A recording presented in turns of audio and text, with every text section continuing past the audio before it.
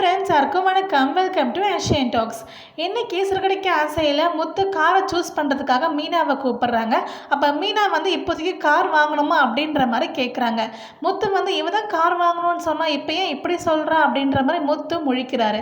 சரி வாங்க, எனக்கு என்ன நடந்துச்சுன்னு பார்த்தரலாம்.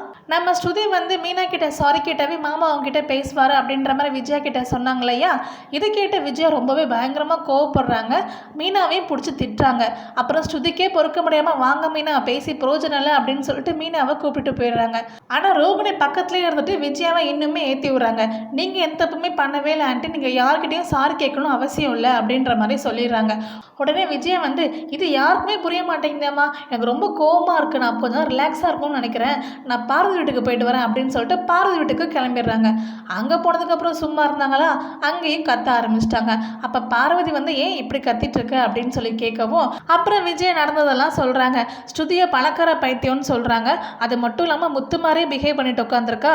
இப்படி விட்டுட்டோம்னா மீனாவும் அவளும் ஒன்றா சேர்ந்துக்கிட்டு எண்ணெயை போட்டு வாட்டி உதைப்பாங்க போல். இது இப்படியே விடவே கூடாது, கண்டிப்பாக அவளை எங்கே வைக்கணுமோ அந்த இடத்துல வைக்கிறேன் பாரு இதுக்கு அப்புறமேட்டுக்குன்னு சொல்லிட்டு ஸ்ருதியை பிடிச்சி பயங்கரமாக திட்டுறாங்க. இதுக்கடவுலாம் முத்து போய் காரை போய் பார்த்துட்டாரு. அவருக்கு ஒரு காரை பிடிச்சிருக்கு, இன்னொரு காரும் நல்லா இருக்கிற மாதிரி இருக்குது. உடனே மீனாவுக்கு ஃபோன் போட்டு நீ உடனே வா அப்படின்னு சொல்லி கூப்பிட்றாரு. மீனாவும் வந்துடுறாங்க. காரை சூஸ் பண்ண இது 2 காருமே ரொம்ப நல்லா இருக்குது அப்படின்ற மாதிரி முத்து செலவும் மீனா சொல்கிறாங்க. இப்போதைக்கு கார் வாங்கணுமா அப்படின்ற மாதிரி கேட்குறாங்க. முத்துக்கு ஷாக் ஆகுது. என்ன நீ தானே கார் வாங்கணும்னு சொன்ன, இப்போ ஏன் இப்படி பேசுகிற அப்படின்ற மாதிரி கேட்கவும் அதுக்கு மீனா சொல்கிறாங்க, இல்லை இப்போ வீட்டில் இருக்க நிலைமை சரியில்லை, அத்தையும் மாமாவும் பேசிக்கவே மாட்டேங்கிறாங்க, இப்போ நம்ம கார் வாங்கினோம்னா அது நல்லாவே இருக்காது, இன்னும் நம்ம மட்டுமே தனியாக சந்தோஷமாக இருக்கிற மாதிரி தெரியும், வீட்டில் எல்லாரும் நிம்மதியாக இருக்கும்போது கார் வாங்கணும் அப்படின்ற மாதிரி மீனா சொல்கிறாங்க.